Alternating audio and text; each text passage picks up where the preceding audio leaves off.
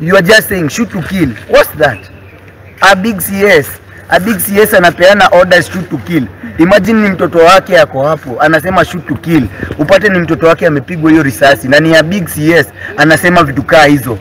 And then kitu ingine, kanisa ya 1.6 billion anasema ni pesa zake. That's our money. Hiyo ni ushuru yetu, anaita pesa yake. Na 1.2 billion na hizi tengeneza hiyo kanisa kwa land yetu. State House is our land. Hakuna mwenye atatuambia ati 1.2 billion anataka kutengeneza kanisa. How comes hiyo kanisa inasaidia kina nani? Kwani yeye ndio atakuwa bishop wa hiyo kanisa? Atakuwa bishop. Yeye ndio atakuwa pastor wa hiyo kanisa. Kina nani watakuwa wanaenda kwa hiyo kanisa? Instead president akona akili, mtu kao hiyo Kasongo huyo akona akili. Instead hiyo pesa anatumia kutengeneza kanisa. Kuna mashule huku nje zinahitaji mavitu za kuwasaidia. Kuna children's homes mingi sana. Watoto wanahangaika huko, hawana vitu. Hii pesa anaharibu huku na ni pesa yetu. Siende asaidie watoto kwa orphanages. Aende asaidie watu wengine huko kuliko washinde akitubeba ufala hapa. Na sasa mtu amesoma alafu tena akatuita mashetani. Na yeye ndio shetani. Murkomen akatuita wakora. Na yeye ndio mkora. And then vitu anafanya si vitu za maana Kenya. Weka Ruto aingie kwa kiti kusema ukweli Kenyans. Ruto huyu Kasongo huyu amesaidia na nini? Kusema tu kweli tangu aingie kwa kiti.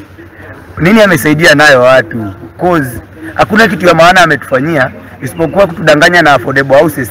Affordable houses nyumba ukiingia yani inabeba tu kitanda peke yake. Hata kitanda ni kiti na kameza, nyumba ishajaa. Hiyo ndio wanaita affordable houses. We can't negotiate on that.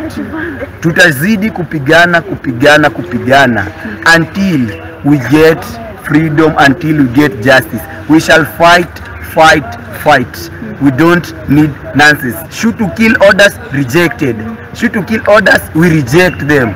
Orders zote zenye wanatumana mbaya, we are rejecting the orders. So ya mwisho, leo mkikosa kufaulu kuingia huko ndani CBD, je, kuna mpango mwingine ama mtapanga kuja town siku zingine? Okay. In short, leo tukikosa kufaulu kuja CBD, haimaanishi tumemaliza kuandamana. Haimaanishi tutaandamana the kuna maandamano zitakuja, tutapanga ingine. After hii Sabasaba enye wamejiona wajanza, we shall plan another protest. Leo protest ingine, actually they will face the consequences.